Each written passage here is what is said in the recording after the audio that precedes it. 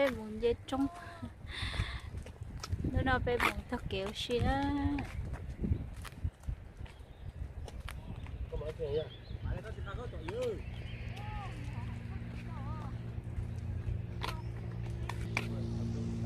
bé nó bé muốn xí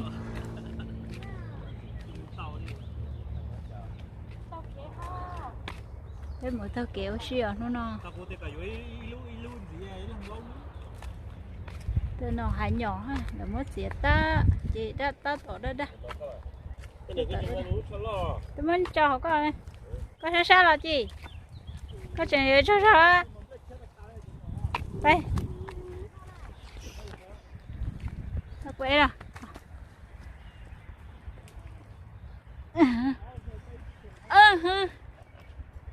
đọc cái chi á ấy chị bé muốn lên bé muốn chơi trống ơi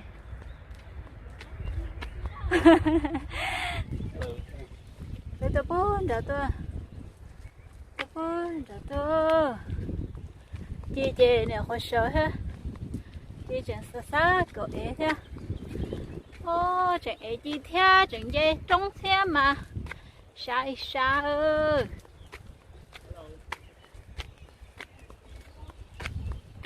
bây giờ chị tao lấy o nè mà họ thấy là mà luôn cái tao lấy o nè cái bạn nó bố bê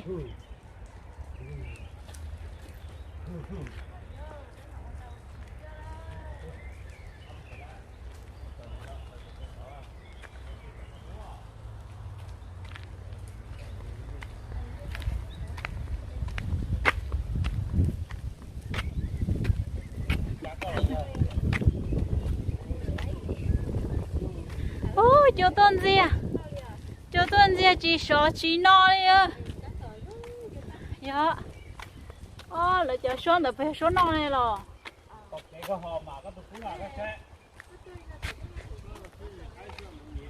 à số gì cái sự sao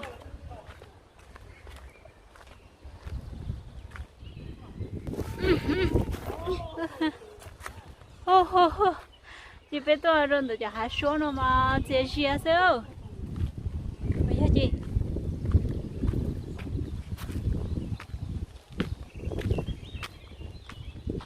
chia chia rồi cũng cho bà ơi cho hụt của nó còn nữa phải rồi là bà bảy con nhớ sủng bà bảy sức nữa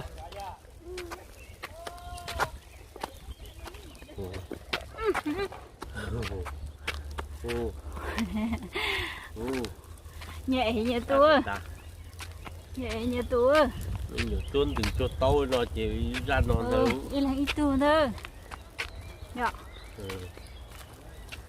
cái từ nhiều mà cứ cho tàu một hộp từ mà ít cá sa ha có con hai mà măng cá đây cái sao mà chó tôi bay bé à bay bé à cho em là cũng thêm một con nữa đây anh đông mà lo tiêu sao tiêu nó bậy vô nó chưa thấy xóa rồi à chia lo dạ là hải đánh hình không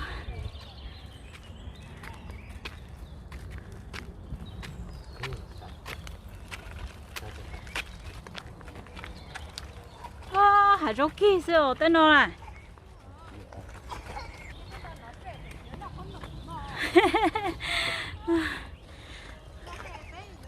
ôi trời tôi nói là mình có quả mấy nha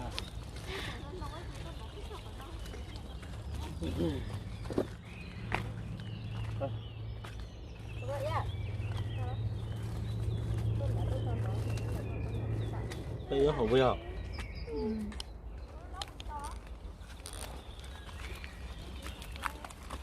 giòn rú chị giòn thì cũng gì hết dạ chị chỉ nó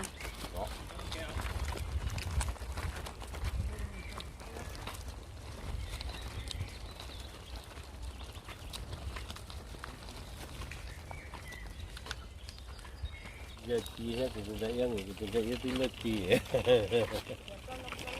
cái gì đấy thế mà dạ chiên gan gan phải chiên gan gan đây gan chơi rồi đó chú chú một chỗ ai lầu bè bú tỏ này ai lầu theo ăn tung rồi bè bú tỏ hải giống mà lo tiêu thế hải giống nó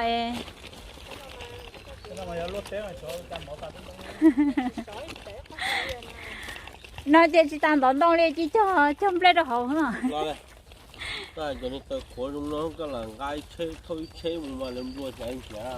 Thế thôi. Cái lư nó có trong tháp của nó hả? Cái chúng làm một chặt tao. Tao tới đến nó. Lỡ chỉ bố dù tôi chỗ tao này rồi. Nhà lỡ cả nó dù tôi chỉ hay nó luôn là chỉ tôi oxy này rồi. Mình đó. Cho nên là nó là chỉ muốn nó tao chỉ muốn tao cũng nghe. Tao đi trả lâu cũ à. Đó, mình thì có lại. Bây giờ đã chia chuột cái kế của nhà thêm nữa là nói về từ này nói về bè à? cái mùng đòn đã họ Nói về bè cấp bè. cái mùng đòn đã cái mùng chuột cái kế của nhà đó là đã to ta Thôi nên mà cho anh dây đua nè bây giờ. đấy là đã to nữa cái là phút phút về mà đi tới là đó là Rồi nó này là hai có lò nó hà. Cái bếp chỉnh nó đi. Tôi kể cho nó hò, ra rồi, to rồi, Mười dài.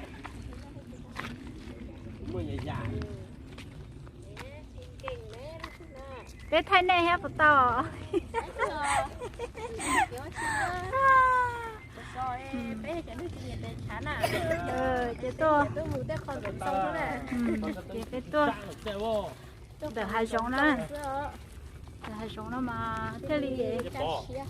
Cái câu hỏi là cho mua. Wow, lười nhưng làm bánh mà ta đi. Có một tôn thiếu. Có một tôn thiếu có to. Cái bỏ đó. Bé giờ bài đó, chỉ bài bé chỉ có bé nó bé bé bé nó là tao to đấy. bỏ đi bé mà đi Cái này bài cái này chỉ bài gì bài bé. Phải không? Phải gì mà. Cái là ta kia này kia chấm đua để mà tao lúc gì đến đó. Cái là bé bài chân giỏi à chân giỏi. Có lúc bị lỗ. Ủa, thế này có thế nào là. Thế này. Bài bỏ lại cái này bài đi bài. Bây giờ bài xí bé nó bự nữa. Mình chỉ cả bài đấy đấy. Đấy thì bé chúng nó nè. Bây giờ có bé cái lớn thì chúng nó rồi. Chỉ lo xe rồi anh nói bên mua rồi. Nó bé bé họ thôi. Ôi dồi, chỉ nón giá mà có chỉ có biết tôi muốn chuột tới kiện đá lo. Anh lỗ to đó. Em muốn chuột tới kiện đá. Mình cứ tên nó là mua, cái tên là to đó. Như đâu tu. Nên xa rồi. Cá. Tao rồi, tao gì. Tung tên. Cái này nó chết nó là mình cũng không gì. Có khi qua thì giả quá, ai đâu. Nếu nó có tao bỏ mình đó. Thì ra. Thì ra quá. Lo gì? Một nữa, thì ra một nữa. Nữa, trong hành động. Lọ lấy. Tuổi đấy. Lo được cái mà nó là. Quá. Không có đó. Ôi dòng đấy, ôi dòng đấy. Nó này. Lo là chuyện chắc cái đó nó nè. Không biết nói gì đâu. Mà gì nó khăn nào á? Cái này nó này. Bây giờ có lúc ở chơi đúng ta leo mi tôi. Wow, da dao. Có lúc ở chơi đúng ta leo. Làm mà sao? Nó biết là nó cái đấy à, tao biết là cái Bán nào mua xí rồi, tên nào mà thế này xí, thế là lá kéo, nuôi bên mùa mà chỉ lá kéo nó. Cái sáng thu là sầu nó thế mà chỉ cái nó phải chắn thôi. tao sáng nào. Tụi da da lò đó. Không chọn. Ui. Tao có chân nó mà cho nhiều tôi xin mà tôi tên nó, để bản nó tại lại hái đồ. Nó nói nó bé. Đấy là có bé. Con rằng nó. Nó làm cái tay á. Cái tay á. Hốt luôn. Không có chứ. Nó bả chưa? Thế tôi một thật kế. Cái kia. Sao? Đi hái đi giờ ra nóng mà. Chia gì tụi thay sạp tha lùa rồi tụi một cái gì sạp tha gì cũng nó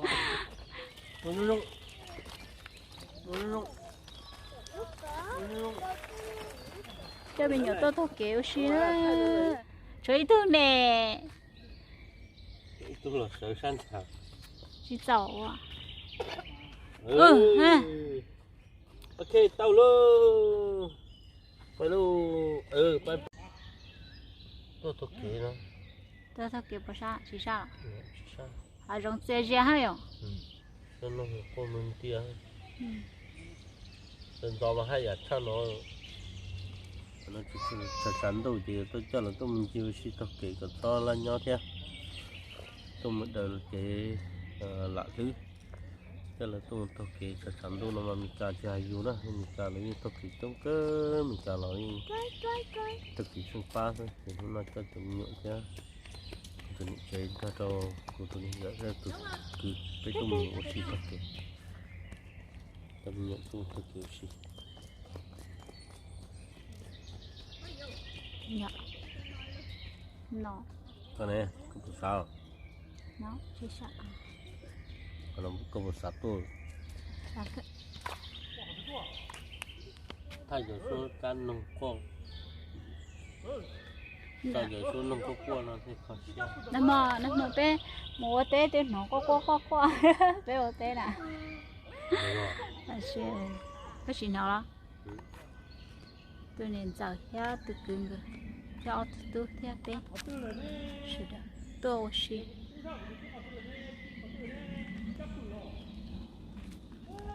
nè có chuyện là sao cũng rất cả lúc to là lon khá không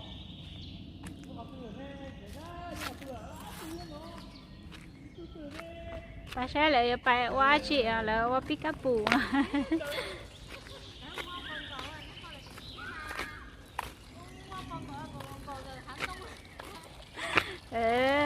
Dậy ra dậy ra ôi dồi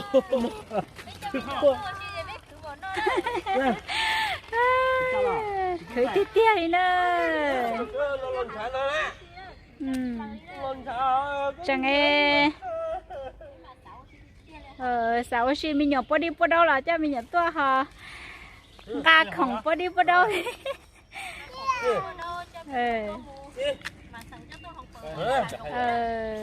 chị nó chị ô nửa lò á ô nó mà hình cơ tôi chạy cái hình thế tôi cũng chạy cái alo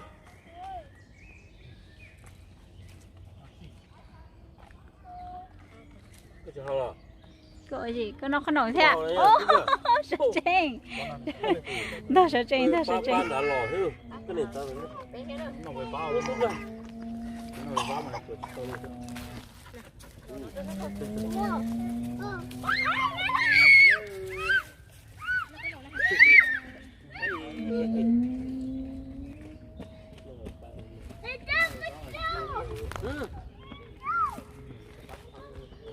tu là biết được chơi tốt mà có cho nên là có này giờ này có đấyไปเลย cái tổ sư ไปเลยไปเลยไปเดินเลยไอ้หลงก็ย้อนเหรอเป็นหมูตา bà nơ chị ba nuôi tôi kiểu chụp lo nhiều rồi gì cơ tôi kiểu chụp chụp tấm tôi này chỉ cho ý là kiểu bây một con khách kia dạ đấy à bây giờ tôi mới áp thuốc gì là đấy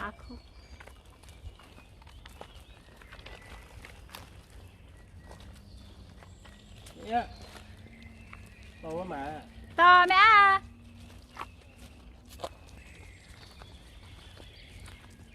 đi xa hả đi xa hả tàu cổ cái đường cái xa một cái tàu kiếm mà rộng cái này to to trả hàng đông nó không có chắn được cái số mình nhiều cả tàu kè à chứ một tỏi khó nói bé một tỏi mà ho sát thầu để chi à mới để đâu một tòn nhá bé tôi nó bé một bé nó không nói bé một ít tuổi bé nói ít tuổi bé một chọc tươi đó đông non để lại cái tàu con tôi à chứ phải không Mình đồng cuốn đau lấy tôm đỏ. anh chỉ số có chơi rồi hết chè cái ok tao cái nó cái một cái ngoài cái một thôi cái che hơn chạy tới tao sao nó cái chỉ trong mùa cái chả khác thế à? ơi ơ tu cái hàng ha mày tu nó là bé một tỏi nó chỉ lấy thẻ rồi bé mà nó đi không còn mà nó xa nè nó xa hết nó nói hết chè mình rồi mình trong mũi đi là họ chỉ có kể đâu những hàng đông hết vậy Tao mà cho họ à cái nó trong mùa trả lời kể trong có một cái bún đào. muốn bắt à này tao kẻ trả này thật thơ Cái hàng bún đào. nè nữa hai tia trả lời kẻ trả lời thật thơ nó hà là đi thọ theo cái nó kia thì to mò rồi cái nó nào Tao bó cũng tọt tả. chị thôi chị thôi chị tao bố phu chị đúng là học chị còn chưa thứ sát bài à cho cái gì nào Đấy, có án là rung cơi à? ban đầu mà tao cua xí theo tao kể một thóc kể nó rồi nên nhớ tao chế nên tao thóc kể nên rồi Nó mà cái để bé cho từ trong một cái kia. ôi dồi Trai nữa. chỉ cho mà chảo anh tên lông ha chị tỏi chị khử dụ đi nè chảo đi chảo anh tên lông ha chảo mình nhẹ chỉ cho là nếu mà chuyện có chuyện thôi mà chỉ lui đòn ra lố Ôi, chỉ có cô, lỡ chỉ có cô. hả có chứ Chỉ có cái xe có tờ có chả từ từ nó thì lúc bé lò bé á chị lúc bé mua xí bé lò chừng nó nói gì Cú này. bé lúc bé mua tao kể bé lò chừng tôi sát cứ hai sát tỏ tỏ No. Vậy lo tiêu đâu. Tiêu vậy đã lo tiêu.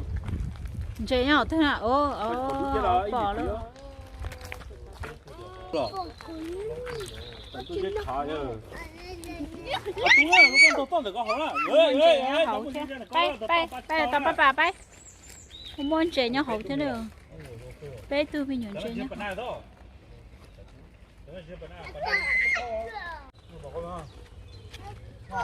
anh đông mà lo thiếu lo xía không là coi là coi đủ cái này nghỉ hỗn hợp lại là những tiền đó loạn thật đó này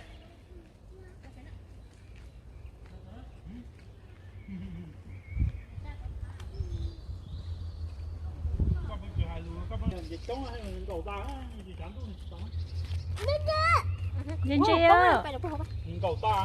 Nhìn chiêu đây coi gì có bờ to xa cái thằng kia có bờ to xa à thì to xa đó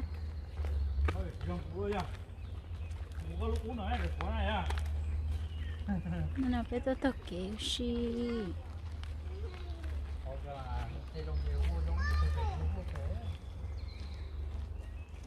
hành động sơ sơ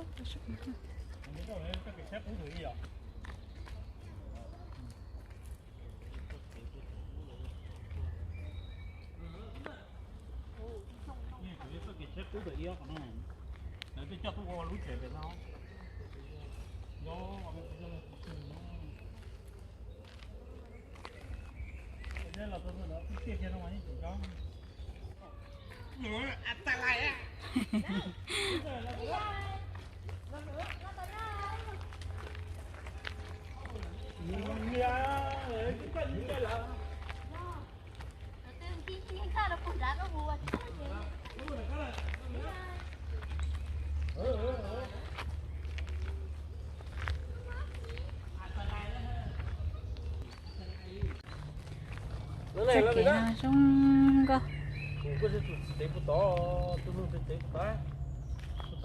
mà nông kia theo tao nó theo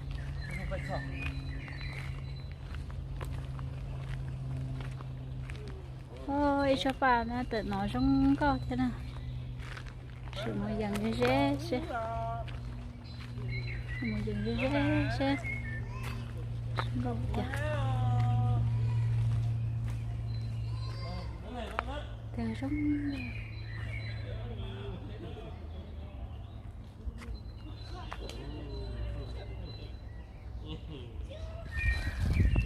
phải sao có phải sao nhiều ní ní lo ô lúc papa sao có phải sao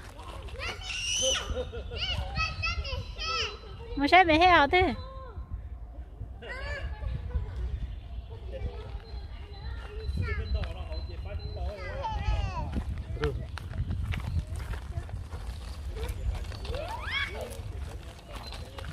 ok xong rồi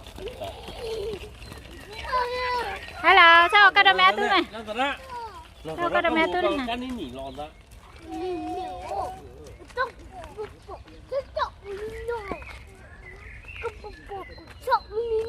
rồi chị có được cái nhìn nó ủ cái này nó hổ trên chay nào ừ cái bắp của bữa chăn ừ bay nó bay to có mua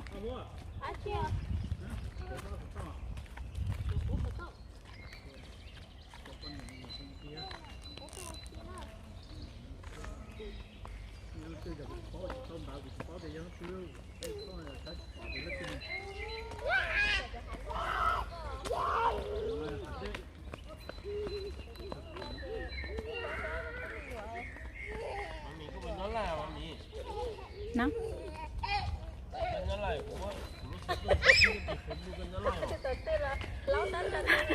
lâu đã cá nhả rồi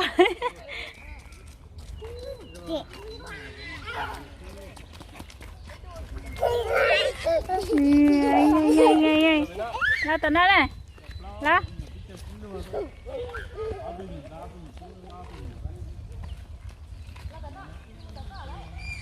chị à rồi chị nhá là vì nó sống một tuần đi nè cà lò quá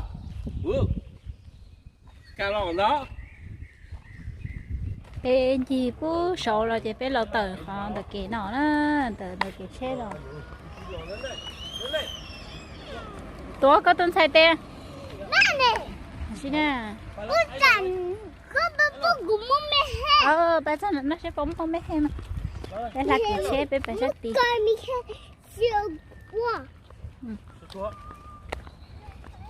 xe bên chợ này tôi cho baby lọ đó xe lọ to đó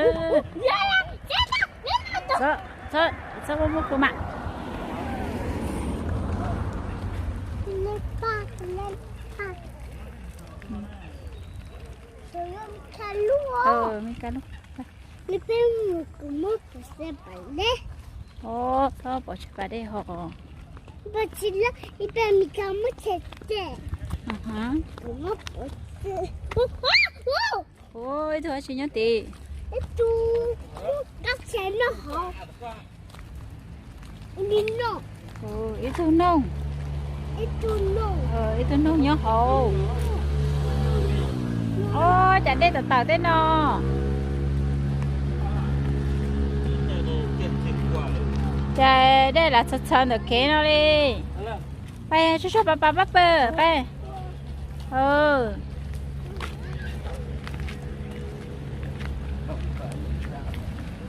hello mama cha mama hello mama ha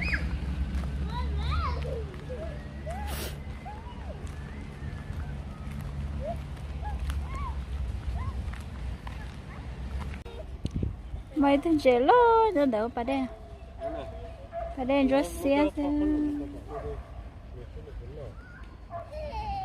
nếu nhớ tới dự tiếp bó xe nên đi trời ha thằng trẻ lo nhớ tên nào các xe chín nó nên bài ó nên nín nó nên bài lệ to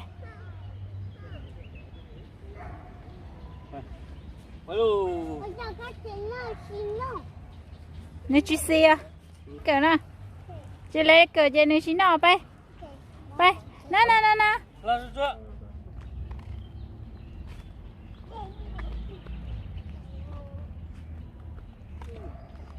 sao đấy bà đây mua mua cho nhá từ nó dạ nữa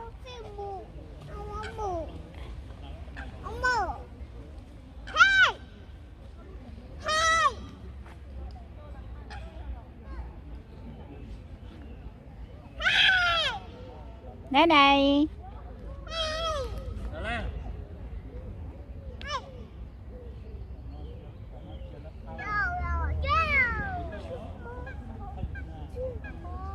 Ha.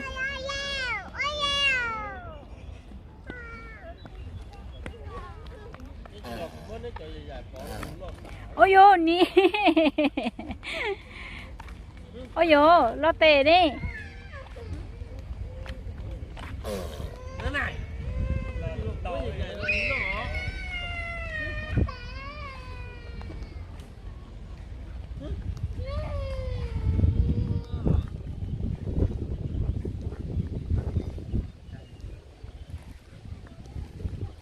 Này là chị cứ hỏi bên mặt tờ lo. Đây là đó liền cả thế là cho nhà thiệt xấu. Con này mình nhỏ ra. Là ha. Cái chuyện này nó đúng là biết thiệt rồi phải cái lơ. Gì đó, có rồi là có cái gì tỏ bó tư ơi. Mà tao có được xuống này thế này bùi sao? Muốn đi chơi ăn rồi. Có thập lại à? Nó mặc bên đó con lớn này. Ừ. Chinh. Cho thằng chứ xà lăng nha. Dê trong á.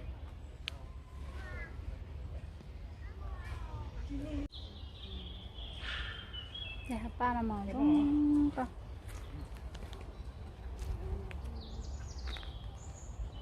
Xía nhà phải sợ nó. Sống có tế ba mà.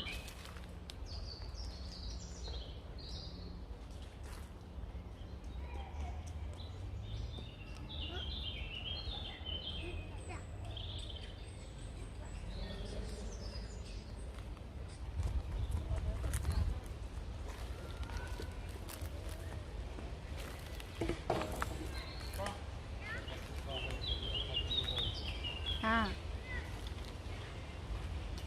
tay hạt ba. Vào đây.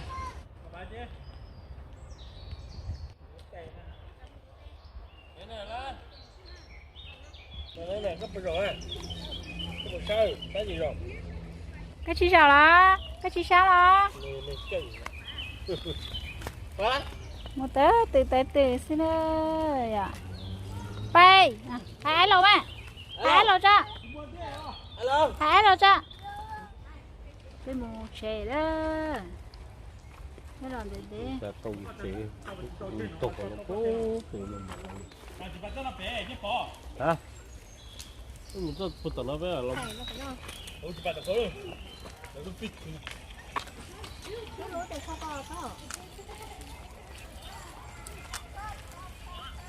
Cho bỏ sao rồi gì? Ôi dô, sát cơ lên hò, phụ mi nhỏ thế mà sát cơ. Cái khay à? Như cái tua mi nhỏ nó tàn mà chỉ phải sát hết đó, mi nhỏ rồi mới nè. Thằng là lấu mi nhỏ nè, lấu mi nhỏ sát rồi. Sát. Phải theo chủ cha chủ chè chứ không thỏ mi nhỏ chè sát rồi sao? Rồi nó mình nhỏ lo chè tao xong. Lo chè cái tua thế nào thì cái tua xong chứ hả? Thì nó có cái là sát sát ở thế nào mà. Ở lần chạy luôn lâu thế. Được đó.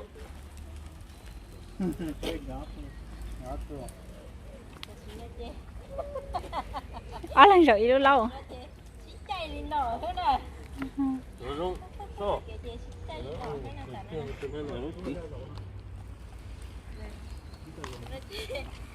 Tới chị nhỏ nó có vật xả nhỏ. Mua chế đấy. Chị tới chị nhỏ nó. Tao thì nhỏ ha. Tao Chị thấy nhỏ nó ha. tao thấy nó chụp ba mình đã mua. Tao hả bao? Nó còn chụp ba đó.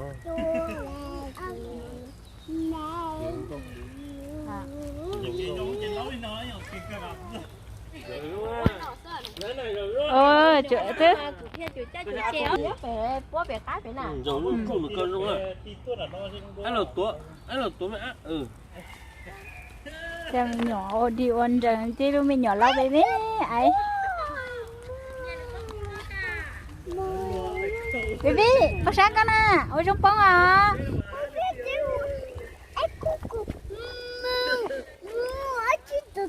Nó không có con hả?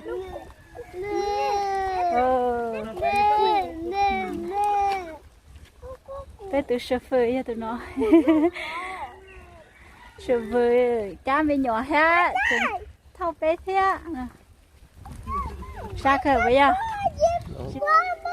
sao chờ thế đó nó mà sao chờ nó mà thì bé tiêu là tập bé cái lọ bé tiêu họ cho sạch con tu con tự ra cha tu mỏ ô cá ta thôi cá tu cho tập bé đó bé đó thầy nói một tàu thế ư tự với tàu nó tăng ra rồi mà thôi rồi không biết là rồi tôi chỉ cảm một cái tay nếu một cái tay mà ngà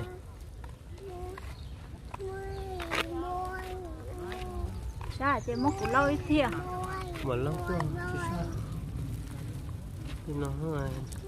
nó là tiệt nhiều cu chỉ thả nhiều phao tông cá xa chị dùng mà lâu dùng ha nhiều cu chỉ thả nhiều phao thì dùng mà lâu dùng xưa chị xin cái tới giờ sau đấy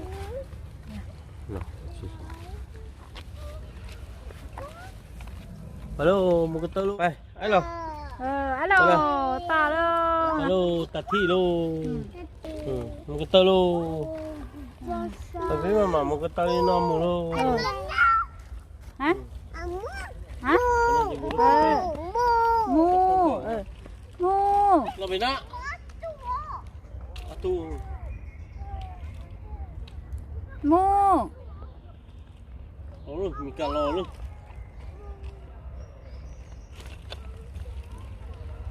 kịp lâu đến đợi thì ba tàu thay thế đua là cho tàu say nuôi là lòng lâu đến đợi chỉ một tuần